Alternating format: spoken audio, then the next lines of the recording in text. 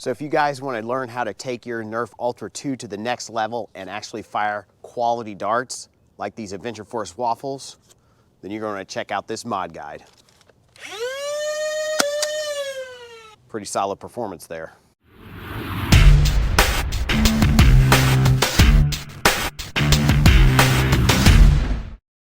What is up, Nerf Nation? I'm Naptown Nerf, and today we're going to be modifying the Nerf Ultra 2 so it is compatible with Nerf Elite style darts.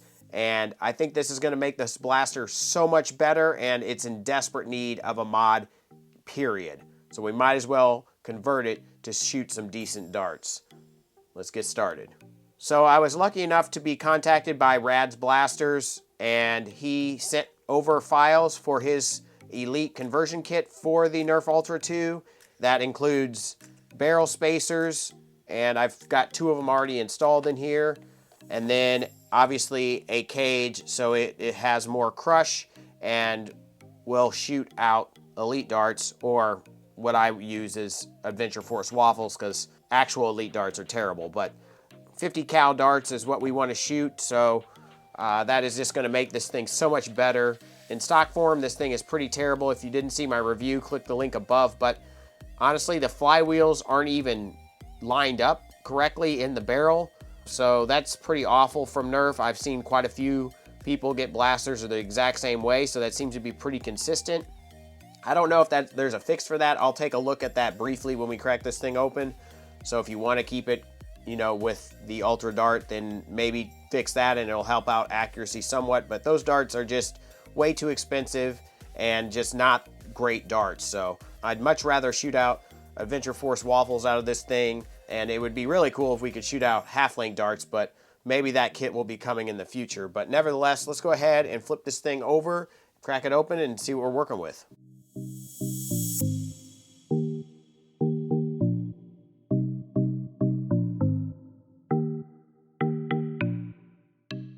Alright, so we have all screws that are the same size, including one that's hiding in the battery tray right there, except for the one right here and right here are very long screws. You can very easily tell the difference between these two and all the rest. So we should be good to go to open this now.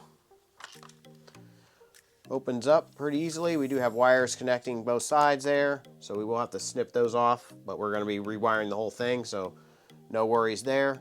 But that's a look at our internals. I guess we didn't really have to take this apart to get this part off, but we were going to need to get in here anyway, so that's fine. But that is a separate piece there. This piece right here is what makes it know that you have a Nerf Ultra Dart in there, so I would recommend removing this no matter if you're shooting Ultra or not. It's going to just make the system go a lot better and smoother, so we can go ahead and do that. I'll just go ahead and take that out to show you guys. So you do not need this piece or this spring, so you can get rid of that. And it's interesting to me that they don't have anything locking this down, but it is very well lubricated, so that's good. This is the mechanism that pushes the dart forward and rotates the barrel. This part right here kind of connects into there and rotates the barrel around as you pull the trigger, obviously.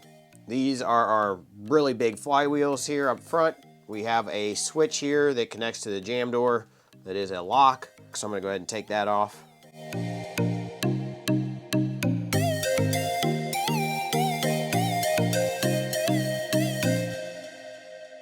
There is a gear system that connects to the trigger here that makes all this work. So that is kind of interesting. We'll probably just remove that trigger for now so we can get these wires out.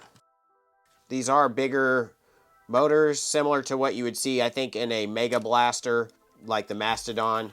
That's interesting. It makes sense, though, that they have bigger motors, bigger flywheels for these, and whatnot for those larger darts. But that's all nicely contained in there, so we can just take this off.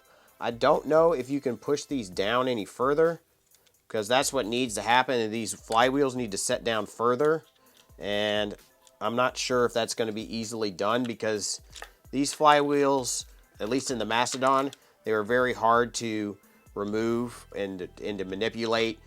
Same with like rival blasters, for whatever reason. They're a lot harder than Elite blasters, so I'm not sure you'll be able to push that down further without messing something up.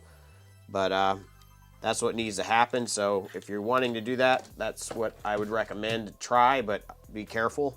this is our new cage and should set in like this. There we go.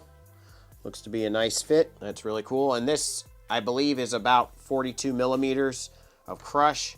At least that's what I measured. I'll check with Rad and see what, but it's a mid-crush cage, so I think that's a good thing, and should be nice. So we'll go ahead and set our cage up with our Fang revamp motors and get this thing ready to go.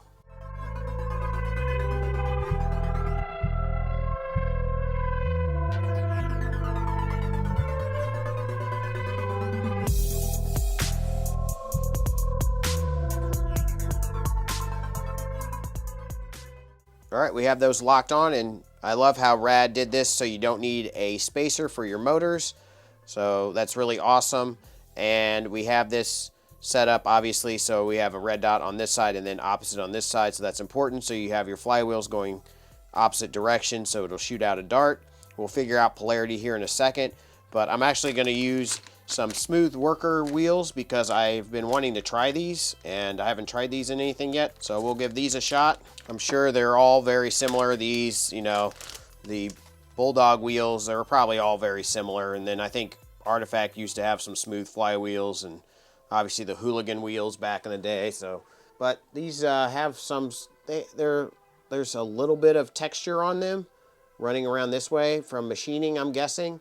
But that also could grip the dart a little bit. I don't know. But I've been wanting to try these, so let's go ahead and see how easily they push on and try to get them locked in.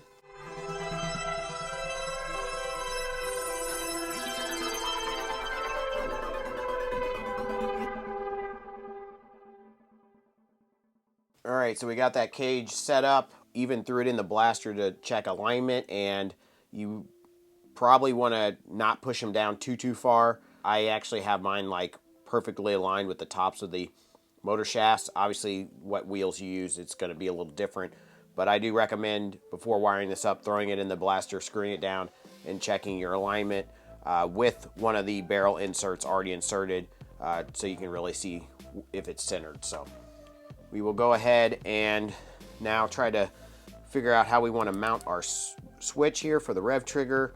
There is a spring in here that's resting on this, and I don't really want to get rid of that. So my guess is we're probably going to have to remove this entire arm and just like sit that right up against the plastic. And I'm hoping it will travel enough. I usually like to get it as close to this as possible. So I don't know, we may have to keep some of this lever just a little bit, but it's definitely going to have to be cut down because we don't want it to interfere with the trigger. And then we're going to have to remove this screw post and obviously some of this. So we'll go ahead and modify that.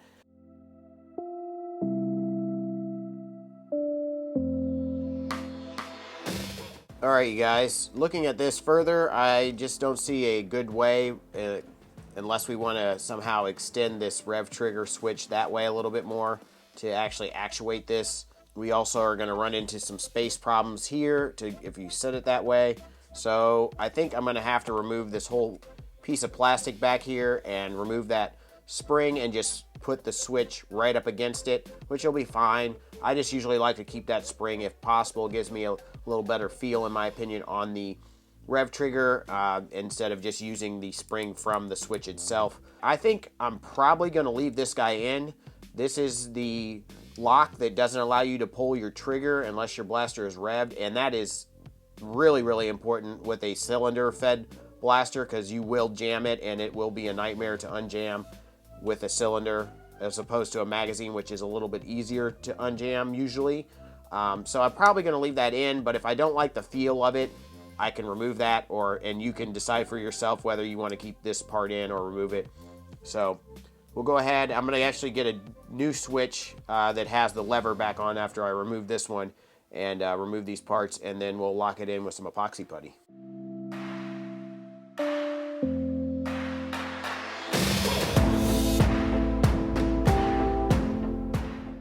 All right, so I think we have that in a pretty good spot. That's about where we want it, right here. I removed basically everything except for this top ledge, which it's nice to have that so this can slide up against it to keep it somewhat stable there. And then this, we will epoxy it eventually, like basically right up against there, obviously without pressing the trigger, but that's how I like the feel. If you want a little more play in it before you actually get to it, you can move it a little bit farther back, but be careful of this little ridge here. If you keep that and it doesn't interfere with this, so that's why I cut this down. You don't want it to get caught behind that, because then your blaster won't be on constant rev. So that's kind of important to put that in a good spot and make sure that nothing is interfering with that lever. And when we lock that down, it should be fine.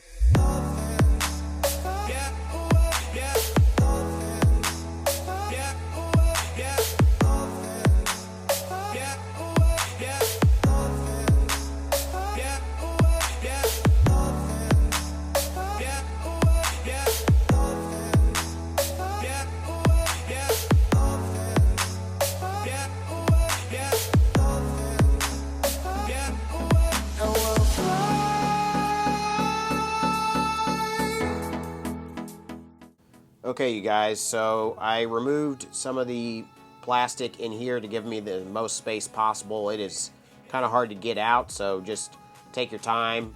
Also, I've gone with 18 gauge silicon wire because 16 gauge is going to be way too thick to get through here. 18 gauge will be fine for our 2S motors, or even a 3S motor should be fine. I prefer 16 gauge if possible, but we really don't want to try to fit that in here because you have a lot going on in this range, and there's really no other way to run your wires, because up through here you're going to get into this mechanism and you don't want it to interfere with that for sure.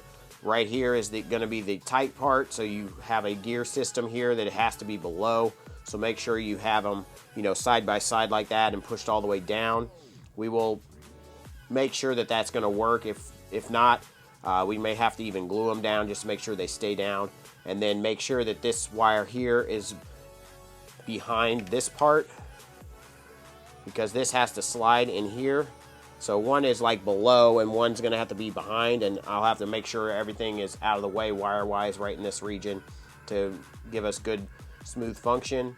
Obviously we have our normally open tab, which will be this guy right here, and that's going to go to our motors, and then the common is going to go to our battery tray, which is actually on this side. So we have to remember that we need extra wire to get out there. So I'll probably leave this long. I think we can go ahead and I'm going to wire these up to my switch and then lock my switch down into the place I want it before moving forward.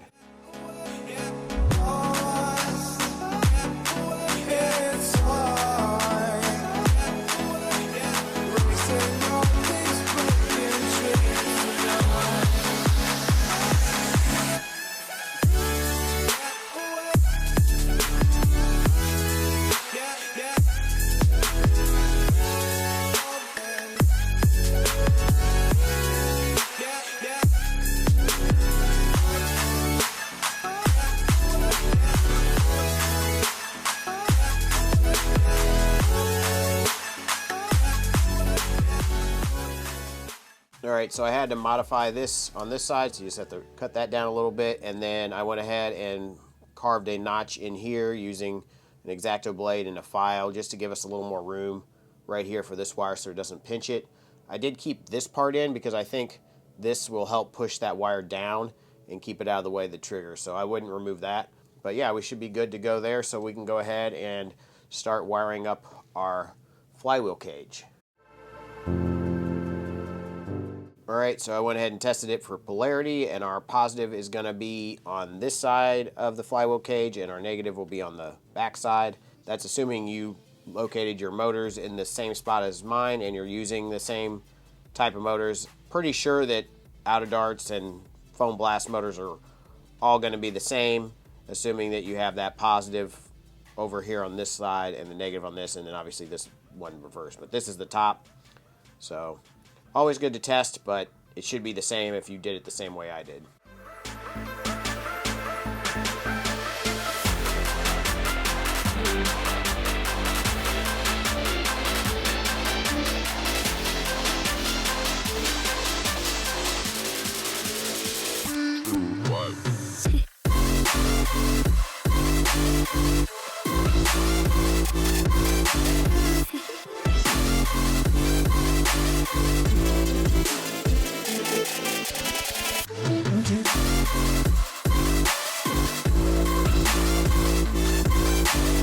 And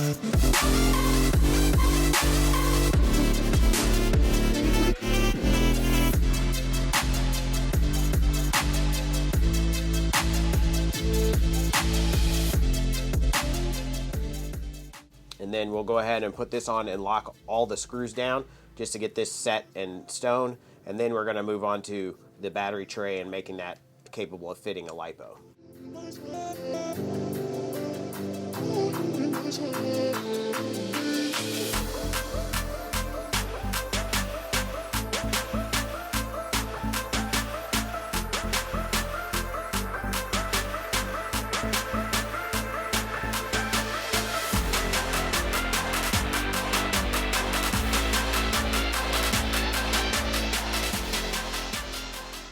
Alright, so I'm going to use my 9500 milliamp graphene 2S LiPo, and that should fit in there without really any more modification, which is nice. These are really handy batteries. Out of Dart sells them. This is one I modified before he sold his, but he has some with a little thicker wire, and those are really nice. May have to, well, it looks pretty good. This may be bulging just a touch, but you could remove some of this if you wanted to. It's really not too bad though. So that's one option, but if you want a bigger battery in here, you're probably going to have to remove this section right here. So just so you know, you do not want to remove this part because that is the top of your faux barrel thing for, you know, the Ultra 1 there. That is your barrel. I wouldn't probably recommend removing this because you have a screw port here.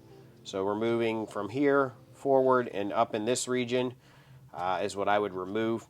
Just enough to fit your LiPo in there. You should be fine doing that. And then it will, you know, hopefully sit in there still nicely with the back of this portion here.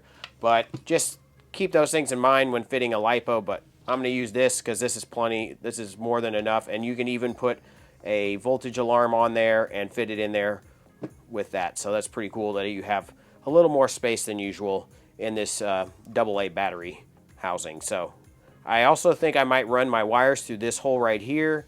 There is a tab right here that is solvent welded, so I might break that off just to give me a little more room. And then you should probably be able to fit that XT60 through there without any issues, you know. So that'll be nice if you want to take your blaster apart again or something and do maintenance or anything like that. You can just, you know, completely separate the blaster. If you can't fit your XT60 back through, then you won't be able to completely separate your shells. So I may pry that off, cut it off, and then go ahead and wire up an XT60 connector, and we should be good to go.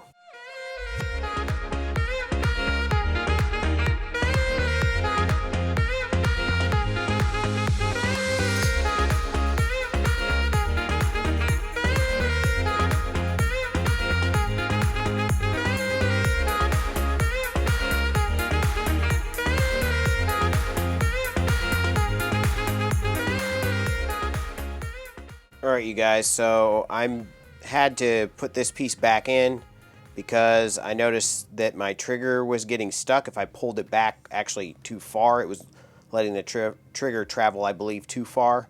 And that kind of, I think, stops it with this part right here, I believe. It's hard to tell because it's hard to use this system when it's not all together. I also made sure that these were all the way pushed down. It also could be getting stuck on these wires here, but I don't think so. Once you put this on, it should push that down, so that should be okay. But what I did to make this work a little bit better is I just removed a little bit of this orange piece back here with an X-Acto blade and just in a file, so it wouldn't have to travel so far, so this can go down now real easily. Before, since I had this so close, this wouldn't go down, so I actually just removed it. I would probably recommend keeping this piece in. Hopefully this works now. Maybe that'll help you guys out for any troubleshooting you may have. All right, we have it all back together now. We will go ahead and install these guys, but before you do that, I would just go ahead and make sure everything's working well. Then we could go ahead and install these guys just by pushing them in. Just make sure this part right here is on the inside of the circle.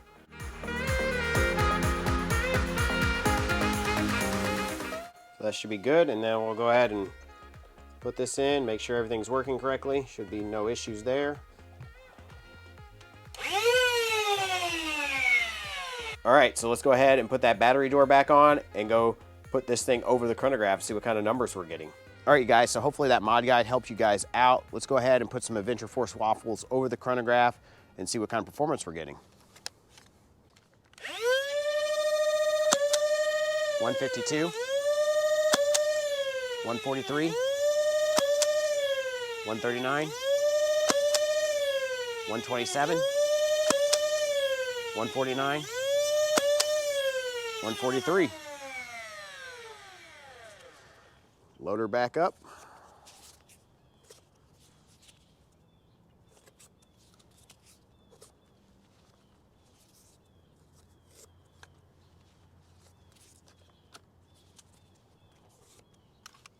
Here we go again.